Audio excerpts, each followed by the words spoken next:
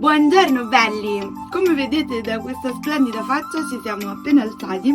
Qua in montagna si dorme che è una meraviglia. Buongiorno. Che fai? Attacco il mammutones al mammut. Perfetto.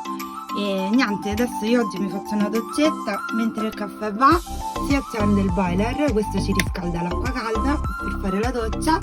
E poi si parte direzione Orgosolo.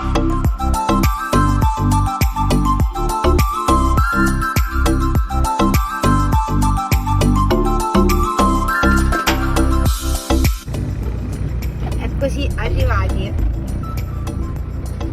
Orgosolo è un paese di circa 4.500 abitanti che si trova al centro della Barbagia e è famoso in tutto il mondo per la presenza dei murales e perché spesso è stato al centro di cronache legate al banditismo e all'anonima sequestri. Oggi centinaia di murales colorano le vie del paese e raccontano i costumi e le tradizioni, la cultura e l'intimo dissenso dei barbarecini. Sui muri è narrata la vita contadina e le lotte di potere e si alternano tematiche sociopolitiche alla rappresentazione della quotidianità, donne al lavoro, uomini a cavallo e pastori. Ciascuno con il proprio stile, questi murales raccontano la storia di un fermento intellettuale sempre vivo, di un territorio ribelle e politicamente attivo. Orgosolo ci parla di una Sardegna antica e senza tempo, circondata da una natura lussureggiante e incontaminata. In ogni casa, in ogni parete, una storia. Passeggiare per le vie del paese si trasforma in una lettura assorta e silenziosa. È uno scenario che non ha età e merita almeno una volta nella vita una visita.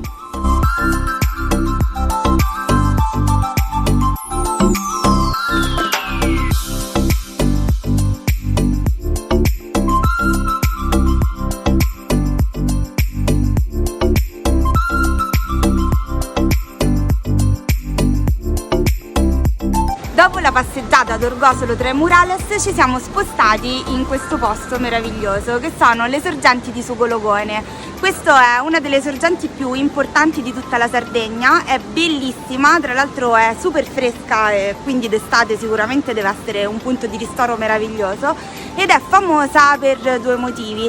Il primo è un motivo geologico, perché praticamente nessuno è mai riuscito a capire quanto siano profonde le sue acque. Infatti fino al 2010 gli speleologi subacquei hanno provato ad immergersi ma non riescono ad andare oltre i 135 metri di profondità e quindi è bella profonda ma c'è ancora da andare più giù.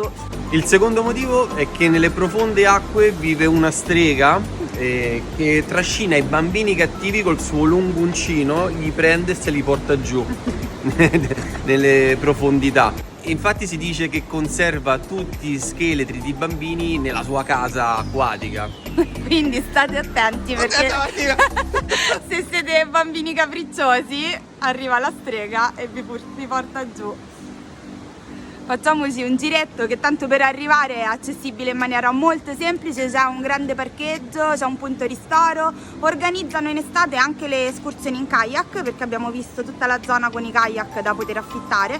E c'è una fontanella top. Ma l'acqua è buonissima.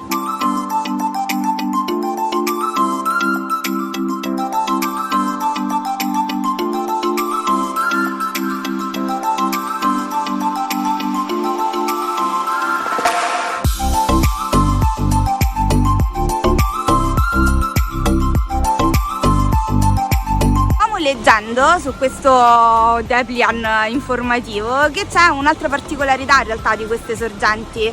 Infatti dalla grotta di Urzulei hanno scoperto che è collegata a questa di Sugologone.